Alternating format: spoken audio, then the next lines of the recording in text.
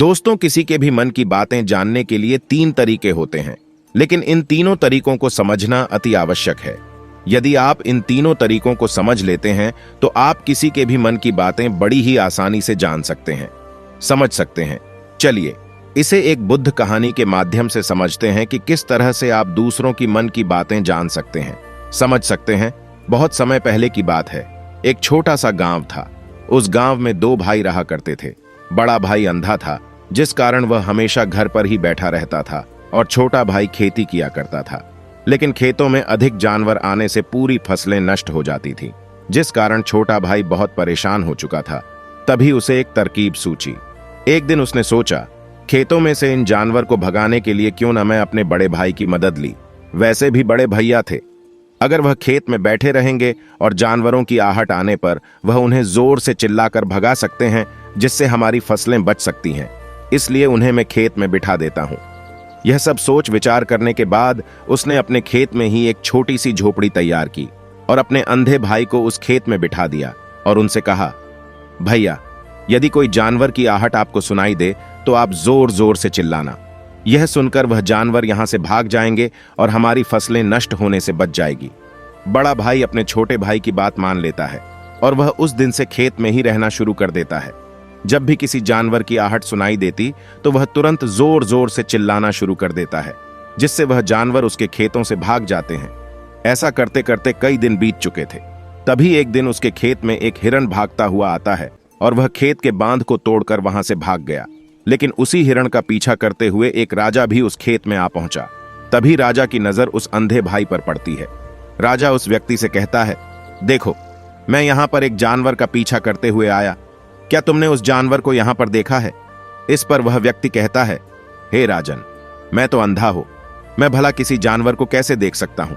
लेकिन मैं आपको इतना जरूर बता सकता हूं कि जो जानवर मेरे खेतों से होकर भागा है वह आपके लायक नहीं है। आप उसके पीछे अपना समय यूं ही व्यस्त कर रहे हैं। राजा उस अंधे व्यक्ति की बात सुनकर बड़ा अचरज में पड़ गया। वह यह सोचने लगा कि आखिर यह तो अंधा है, फिर इसे कैसे पता कि जिस हिरण को मैं तलाश रहा हूं वह हिरण मेरे लायक है ही नहीं। यह अंधा व्यक्ति मुझे कैसे बता सकता है? तभी राजा उस अंधे व्यक्ति से कहता है, कहीं तुम मुझसे झूठ तो नहीं कह रहे हैं?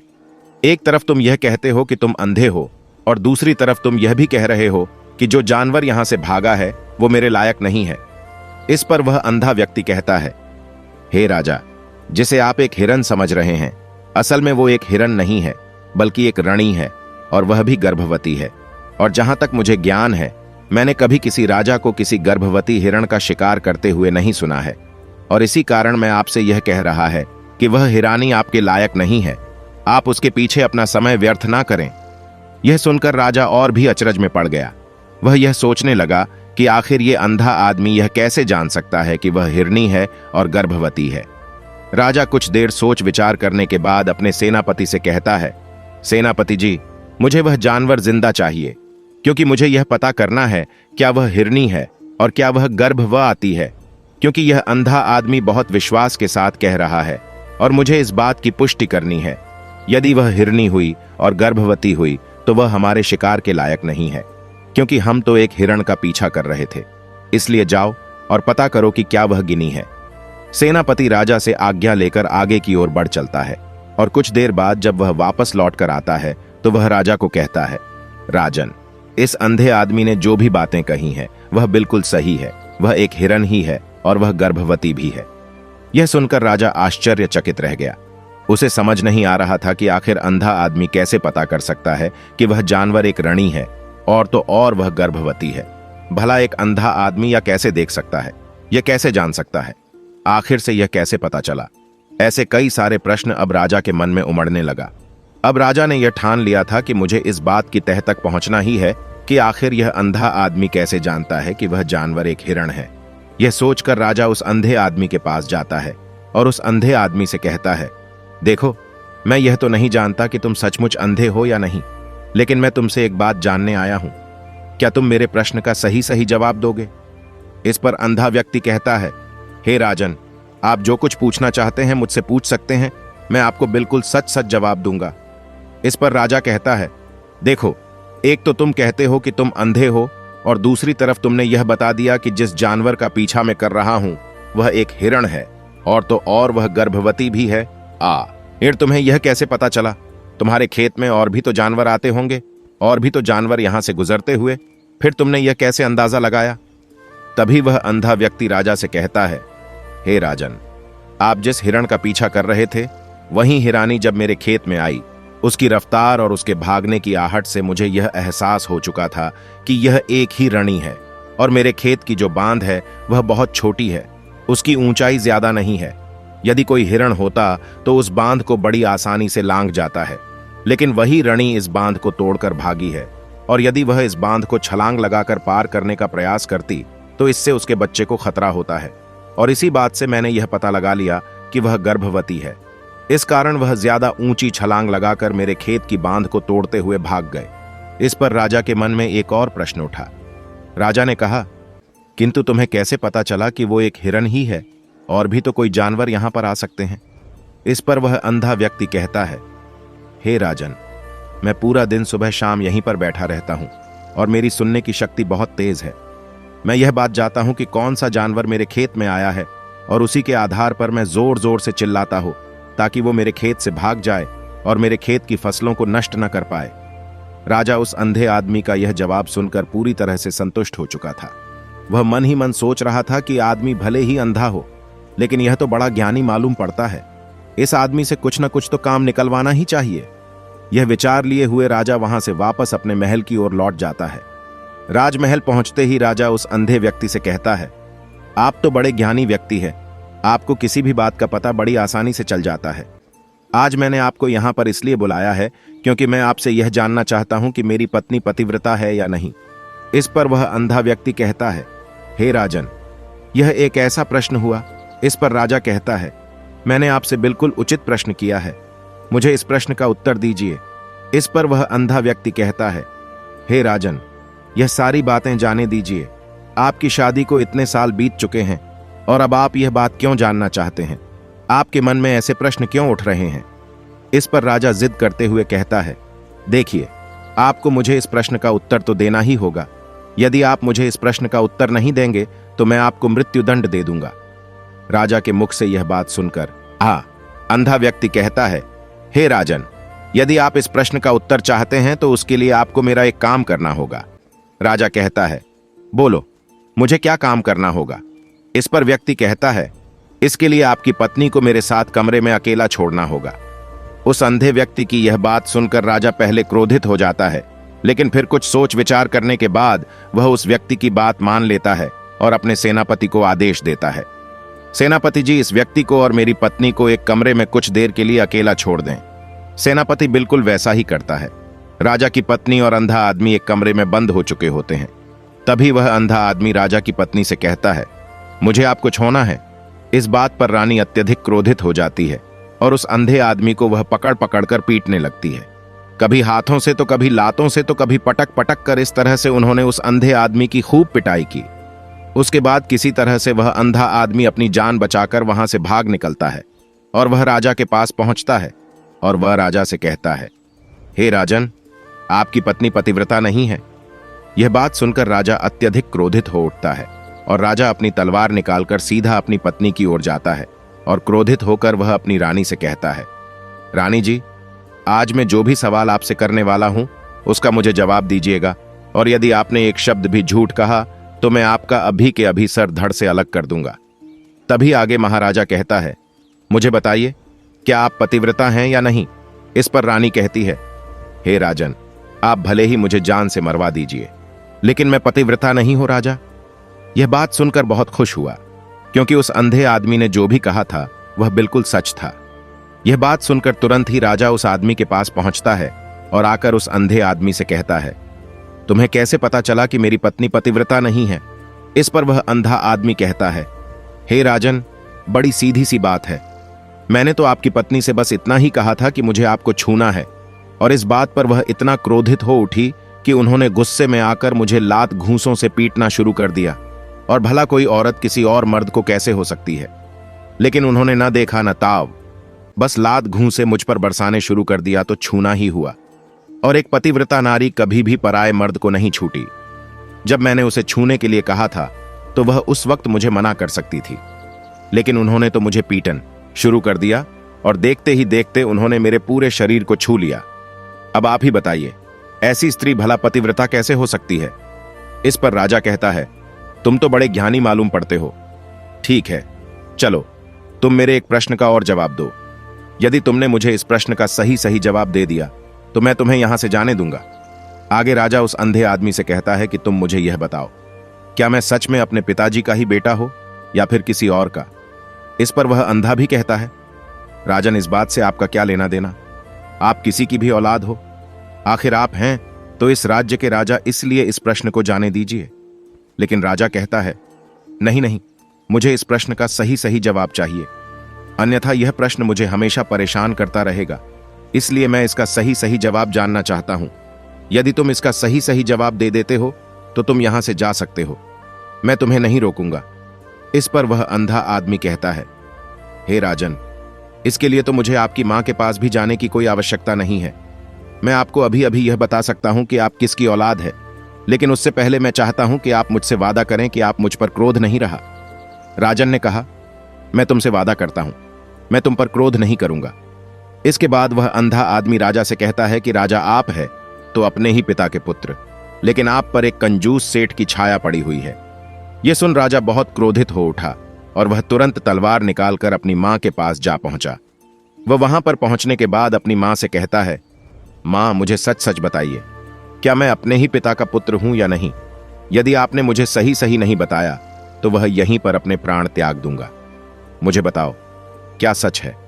इस पर उस राजा की मां कहती है, बेटा, तू है तो अपने ही पिता का पुत्र, लेकिन तुम्हारे ऊपर एक कंजूस सेठ की छाया पड़ी हुई है।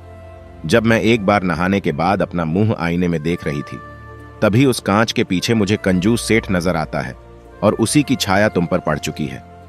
यह सुन राजा बहुत खुश हो जाता है और वह तुरंत दौड़ा दौड़ा वापस उस अंधे आदमी के पास पहुंचता है और उस अंधे आदमी से कहता है, तुम्हें यह कैसे पता चला कि मुझ पर एक कंजूस सेठ की छाया पड़ी हुई है? इस पर वह आदमी कहता है, हे राजन, आपने मुझसे कई सारे सवाल पूछे जिनका जवाब मैंने आपको सही सही दिया है।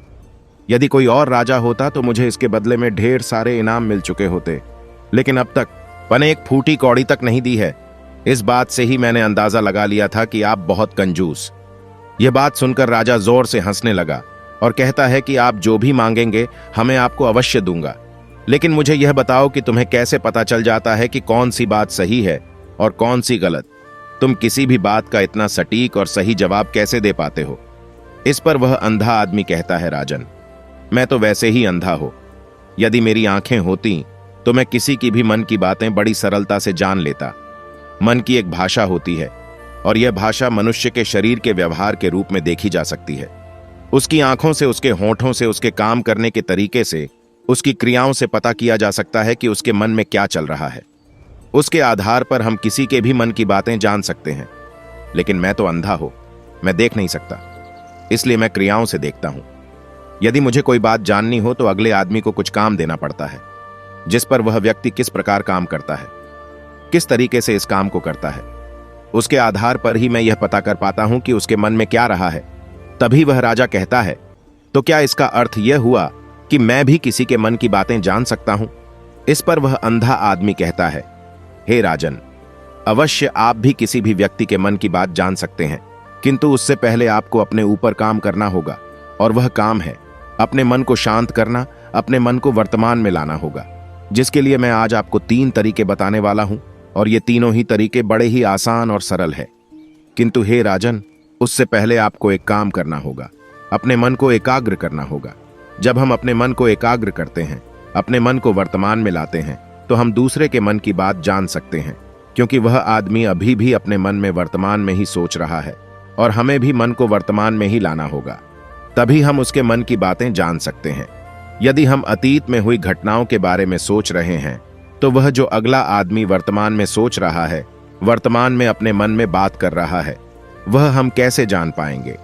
क्योंकि हम तो अतीत की घटनाओं में डूबे हुए हैं। इसलिए किसी के भी मन की बात जानने के लिए सबसे पहले हमें हमारे मन को एकाग्र करना होगा, उसे वर्तमान में लाना होगा। आगे वह व्यक्ति राजा से कहता है, हे राजन, जो 3 तरीके मैं आपको बताने वाला हूं, इन 3 तरीकों से बड़ी आसानी से किसी के भी मन की बातें जान सकते हैं। उस बाद वह अंधा आदमी राजा से कहता है कि राजा, जो सबसे पहला तरीका है वह आंखों पर ध्यान देना। किसी व्यक्ति से बात करते वक्त उसकी आंखों में देखना, उसकी आंखों पर ध्यान देना जो सबसे ज्यादा जरूरी है, क्योंकि आंखें बोलती नहीं पर बहुत कुछ कह जाती है। यदि हम किसी व्यक्ति की आंखों के इशारों को समझना सीख जाए, हम यह जान पाएंगे कि व्यक्ति के दिमाग में क्या चल रहा है, क्या सोच रहा है और अभी वह क्या करने वाला है। मेरे पास आंखें नहीं हैं, लेकिन मैंने अपने गुरु से यह विद्या सीखी है, क्योंकि बहुत सालों पहले मेरे पास आंखें थीं और मैं उस वक्त लोगों के मन की बातें केवल उनकी आंखों से ही जान लेता था। इसलिए यदि आप भी दूसरों की मन की बातें जानना चाहते हैं तो आपको भी उनकी आंखों पर गौर करना चाहिए, जैसे कि उनका आकार कैसा है, वह कब, कहां और किधर देख रहे हैं। यदि उसकी आंखें यहां वहां घूम रही हैं, जब आप उससे बातें कर रहे हैं तो वहां वह इधर उधर मोड़ रहा है, कभी ऊपर तो कभी नीचे या कभी आसपास, या फिर उसकी आंखें खुश नजर आ रही हैं या फिर आंखें निराश नजर आ रही हैं, जैसे कि चोर होता है। उसकी आंखों में जब हम देखते हैं तो हमें यह पता चलता है कि अगले आदमी ने कोई गलती की है। ठीक उसी प्रकार जब हम किसी चालाक व्यक्ति की आंखों में देखते हैं तो आपको पता चलेगा कि उसकी आंखों में एक भाषा होती है। एक बहुत ही सीधा और आसान तरीका होता है। यदि आपको यह पता लगाना है कि सामने वाला व्यक्ति आपसे झूठ कह रहा है या फिर सही है, तो आपको उसकी आंखों पर ध्यान देना अति आवश्यक है। यदि आपसे बात करते वक्त वह व्यक्ति अपनी आंखें यहां वहां घुमा रहा है, ऊपर नीचे इधर उधर दाएं बाएं हर जगह देख रहा है, तो इसका अर्थ यह हुआ कि वह उस बात से निकलने का कोई रास्ता ढूंढ रहा है, तो कोई झूठ बना रहा है। यदि सामने वाला व्यक्ति आपसे कुछ झूठ कहने का प्रयास कर रहा है तो वह आपसे नजर नहीं मिला, वह यहां वहां देखेगा, ऊपर नीचे देखेगा, लेकिन वह आपकी आंखों में आंखें डालकर कभी नहीं देख पाएगा, क्योंकि उसे डर है कि यदि उसने आपकी आंखों में आंखें डालकर देखी तो उसका झूठ पकड़ा जाएगा और लोगों को सच्चाई का पता चल जाएगा। और इसी प्रकार कुछ और भी भाषाएं होती हैं। जब आप किसी की आंखों में आंखें डालकर यह देखना शुरू कर देंगे कि उसके हाव भाव क्या है, ठीक उसी प्रकार चेहरे के हाव भाव होते हैं, जिससे हम मन की बातें बड़ी आसानी से समझ सकते हैं और इन्हें भी समझना बहुत जरूरी है। कभी कभी कोई व्यक्ति अपने चेहरे से, जैसे आंख, होठ और बहुत से कुछ अलग अलग व्यवहार करता है। यदि आप किसी व्यक्ति के चेहरे में गौर करेंगे तो आप आसानी से समझ पाएंगे कि वह व्यक्ति निराश है, जब व्यक्ति बहुत उदास है, या फिर वह बहुत खुश है, या फिर उसे कोई बहुत बड़ा दुख है, वह अपने अंदर क्या महसूस कर रहा है। ये सारी बातें हम उसके चेहरे के हाव भाव से पता कर सकते हैं। फिर चाहे इंसान जुबान से कुछ बोल या ना बोले, लेकिन आप उसके चेहरे से सब कुछ पता कर सकते हैं। आगे व्यक्ति राजा से तीसरा तरीका बताते हुए कहता है, हे राजन, इसी प्रकार तीसरी भाषा भी है, अर्थात तीसरा तरीका भी है, और वह है हाथों के इशारे और शरीर का व्यवहार। मन की बात समझने के लिए हमें हाथ के इशारे और शरीर के व्यवहार को समझना बहुत आवश्यक है। कोई व्यक्ति जब बात करता है तो आपने देखा होगा कि वह अपने हाथों को हिलाता रहता है, अपने हाथों से इशारा करता रहता है।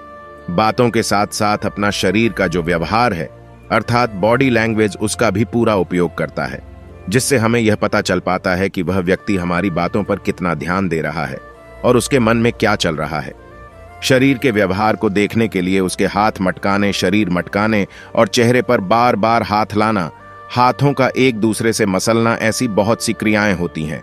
उस पर हमें ध्यान देना अति आवश्यक है। मन की बात को समझने के लिए हमें शरीर के व्यवहार को भी समझना पड़ता है। यदि हम इन 3 तरीकों को सही तरीके से ध्यान देकर इन 3 तरीकों को अच्छे से समझ लेते हैं तो हम बहुत जल्दी किसी भी व्यक्ति के मन की बातें बड़ी सरलता और सहजता से जान सकते हैं। इसलिए यदि आपको किसी के मन की बातें जानी है तो आपको उसकी आंखों पर, उसके चेहरे पर, उसके शरीर के हाव भाव को और उसके हाथों को ध्यानपूर्वक देखना और समझना होगा, जिससे आप यह समझ पाएंगे कि आखिरकार उसके मन में क्या चल रहा है और वह क्या सोच रहा है। लेकिन उनसे पहले आपको अपने मन को एकाग्र करना होगा, शांत करना होगा और अपने मन को वर्तमान में लाना होगा। कभी आप उस व्यक्ति की इन सभी क्रियाओं पर ध्यान दे पाएंगे, उन्हें समझ पाएंगे। अन्यथा आप यदि अतीत की घटनाओं में व्यस्त है, भविष्य की योजनाओं में व्यस्त हैं, तो आप उस व्यक्ति के हाव भाव पर कभी ध्यान ही नहीं पाएंगे और न ही आप कभी यह समझ पाएंगे कि आखिर उस व्यक्ति के मन में क्या चल रहा है, वह क्या सोच रहा है। आपने देखा होगा कि ऐसे कई बड़े संत महात्मा हैं जो बड़ी ही शांति से आपको देखते हैं और आपको देखकर ही यह बता देते हैं कि आपके मन में क्या चल रहा है।